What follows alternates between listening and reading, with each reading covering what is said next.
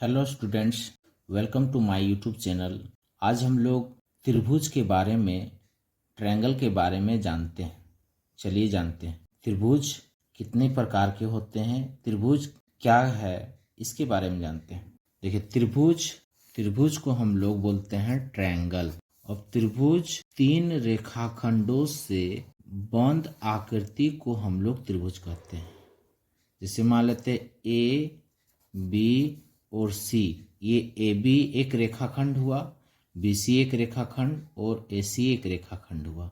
ये तीन रेखाखंडों से बंद आकृति को त्रिभुज कहते हैं। अब त्रिभुज में दो रेखाखंडों को मिलाने वाली बिंदु को इसको शीर्ष कहते हैं, जिसको हम लोग बोलते हैं वर्टेक्स। इसको हम लोग रेखाखंड को हम लोग भुजा भी बोल सकते हैं। इसको हम लोग क्या कह सकते हैं, भुजा, या फिर इसको बोलते हैं हम लोग लाइन सेगमेंट। इसको हम लोग लाइन सेगमेंट बोलते हैं। और ये दो रेखाखंड के अंदर वाले भाग को कोण बोलते हैं। इसको क्या बोलते हैं हम लोग, कोण बोलते हैं, जिसको एंगल बोलते हैं।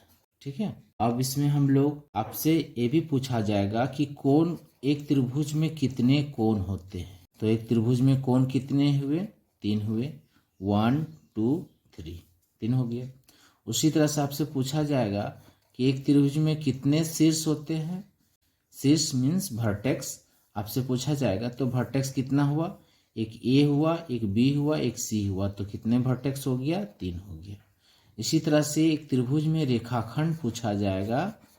तो रेखाखंड कितना हो जाएगा, इसमें भी तीन हो जाएगा। मतलब त्रिभुज में कोण तीन होते हैं, शीर्ष तीन होते हैं और रेखाखंड तीन होते हैं। तो इस तरह से हम लोग त्रिभुज के बारे में जान गए। अब त्रिभुज के प्रकार को जानते हैं। त्रिभुज कितने प्रकार के होते हैं।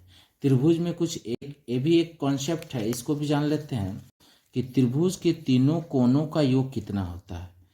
त्रिभुज के तीनों अंतः मतलब अंदर, अंतः कोणों का योग 180 होता है। मतलब त्रिभुज के तीनों अंतः कोणों का योग कितना होता है, 180 डिग्री होता है। तो इसको हम लोग याद रखेंगे और इससे याद करने से हमें क्या होगा, न्यूमेरिकल क्वेश्चंस आगे जाके हम लोग बनाएंगे और बहुत हेल्प होगा।